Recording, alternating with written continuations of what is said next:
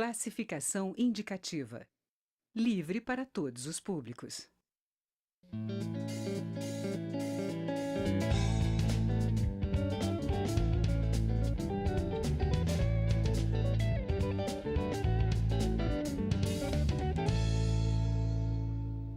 Olá! Com quase 250 mil votos, Sâmia Bonfim foi a 8ª deputada federal mais votada de São Paulo. Ela traz a experiência de vereadora pelo PSOL e se orgulha de contar que sua campanha foi coletiva, com contribuições de centenas de pessoas. Agora, ela assinala que seu mandato também será coletivo, a serviço das lutas das mulheres e dos trabalhadores. Nós vamos conhecer os projetos políticos da deputada nesta edição do Palavra Aberta, que tem uma produção da TV e da Rádio Câmara. Bem-vinda, deputada. Muito obrigada. A senhora dos jovens deputados que foram eleitos, queria que falasse da sua expectativa, principalmente da renovação que a Câmara teve, quase 50% de parlamentares. Esse ano teve essa característica que é importante para fortalecimento da democracia brasileira, que é da renovação política, né? Tanto do ponto de vista etário, mas também renovação no quadro de mulheres, que também foi de 50%. Isso é importante porque mostra que tem novos atores que trazem novos debates e que estão inseridos em diferentes movimentos sociais que conseguem chegar aqui dentro, mas, por outro lado, isso também mostra o cenário agudo da crise política que a gente vive no Brasil, que a população não se sente mais representada pelos atores, talvez, do século passado, daqueles que atuaram nos últimos anos. Mas sabe que, às vezes, nem sempre a renovação significa a renovação de ideias, de práticas, de métodos. A gente pretende trazer isso aqui dentro, mas eu vejo que existem pessoas que são um símbolo da renovação que muitas vezes utilizam os mesmos métodos de antes. Eu acho que a gente pode caminhar por um sentido diferente. Que ações que a senhora acha que são essenciais logo no início de mandato para mostrar essa diferença, né, de conduta, digamos assim? Acho que, em primeiro lugar, é a transparência, a forma como você lida não somente com o seu eleitorado, mas com todos aqueles que acompanham direto ou indiretamente a política do Congresso. Então, é fazer questão de sempre explicar quais são os meus votos, os meus posicionamentos, municiar as pessoas com informações sobre os temas que são debatidos aqui dentro. Em segundo lugar, é estar presente sempre na base no território mesmo, né? Com prestações de contas permanentes.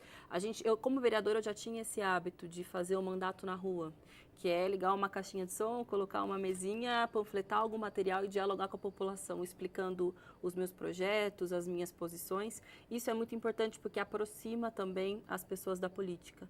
E lidar com ética, com moral, né? Atuar aqui dentro, sabendo que o mandato é um instrumento, é uma etapa que está a serviço da defesa das nossas ideias e não é um fim em si mesmo, não é uma carreira, não é uma profissão, mas é um momento da vida que deve ser utilizado para melhorar a vida do povo.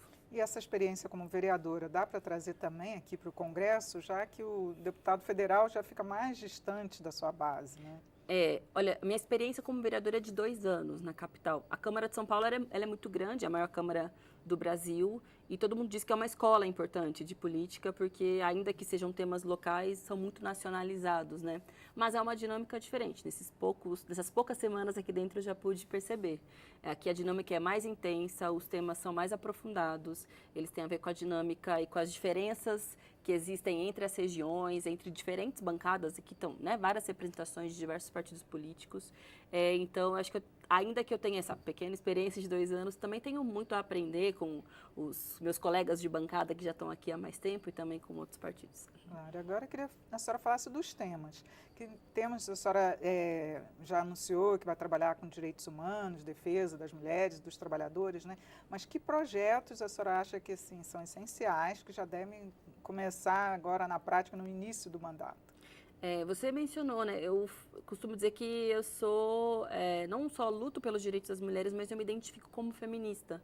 Na verdade, parte da minha atuação política antes de me eleger como vereadora era nas manifestações de rua das mulheres, construindo coletivos feministas, fazendo palestras, principalmente sobre o tema da violência contra a mulher.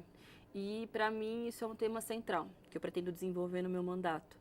Porque o Brasil tem níveis alarmantes, por exemplo, de feminicídio, é o 5º país que mais mata mulheres no mundo, e a cada dia a gente sabe de casos mais cruéis, dramáticos, terríveis. É inacreditável, na verdade, que coisas assim aconteçam no nosso país. E para isso eu tenho algumas ideias, alguns projetos. Alguns passam por produção legislativa, mas outros passam também por diálogo com outros poderes, como, por exemplo, o Poder do Judiciário, na temática da liberação de medidas protetivas para as mulheres que denunciam a violência contra a mulher. Por exemplo, no meu estado, que é o estado de São Paulo, somente 3% dos pedidos de medida protetiva são atendidas pelo Poder Judiciário. Eu acredito que a gente precisa estabelecer um diálogo para entender, afinal de contas, o que está acontecendo, porque essas medidas protetivas poderiam salvar 50% das mulheres que são vítimas de feminicídio. Mas do ponto de vista da produção legislativa, né, que projetos de lei, etc., eu já propus alguns nos últimos dias, mas pretendo desenvolver outros, principalmente no mês de março, que é o mês das mulheres. Acho que é uma oportunidade para a gente avançar com esse debate. Primeiro, Pode citar uns? claro, o primeiro deles é o tema Maria da Penha nas escolas.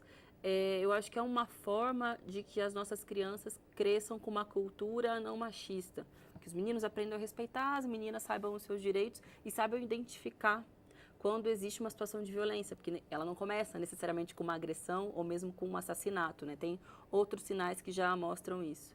Esse é um dos projetos que já foi protocolado. O outro deles é um aperfeiçoamento e aprimoramento da rede de atendimento às vítimas de violência. Isso passa pela formação de profissionais, então tem muitos deles, por exemplo, que vão para as delegacias das mulheres sem ter um curso, um preparo, uma formação para lidar. E, infelizmente, às vezes acontece uma nova violência para essas mulheres quando procuram delegacias. Então, a minha proposta é que todos os servidores públicos, a nível estadual, federal, que trabalhem na rede de atendimento, tenham esse preparo, tenham essa formação. Depois, enfim, outras temáticas ligadas também aos profissionais das áreas de saúde e tantas outras, mas começamos com essas duas. Sim. Agora, deputada, a gente saiu daqui do Congresso a Lei Maria da Penha, a Lei do Feminicídio, e embora a gente tenha recrudescido essas leis, esses casos continuam a acontecer.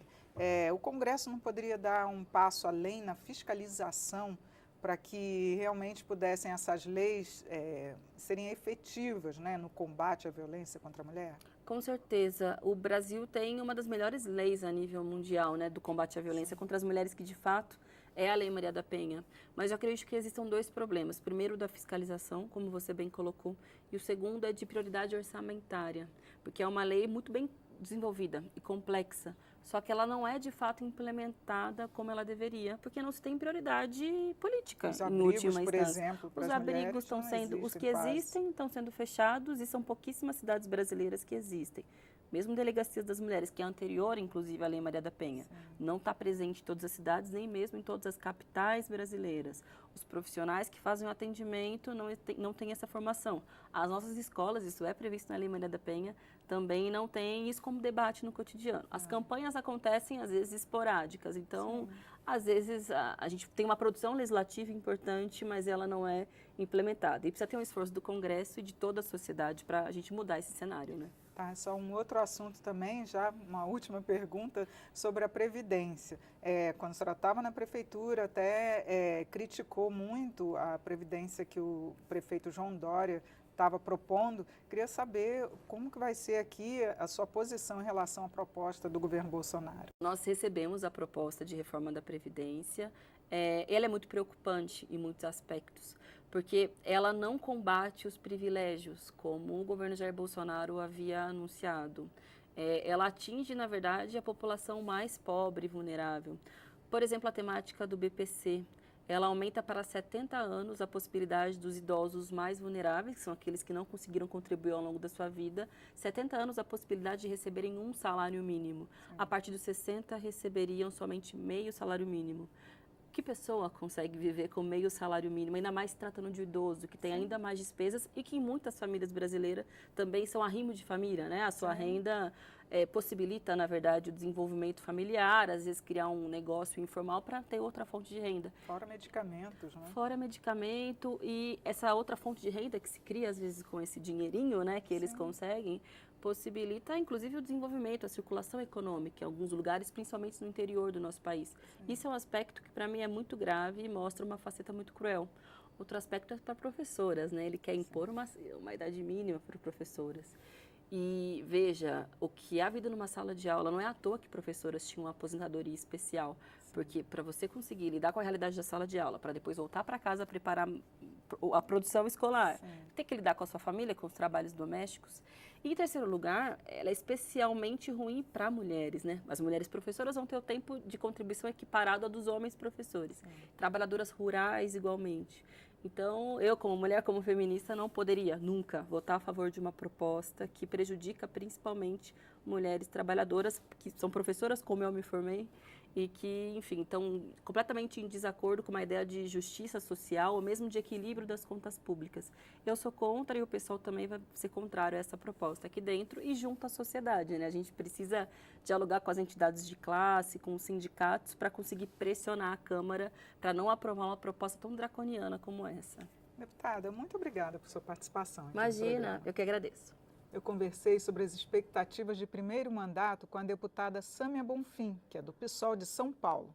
Assista esta e outras edições no site câmara.leg.br/palavra aberta. Eu sou Regina Assunção, agradeço a sua audiência. Até a próxima.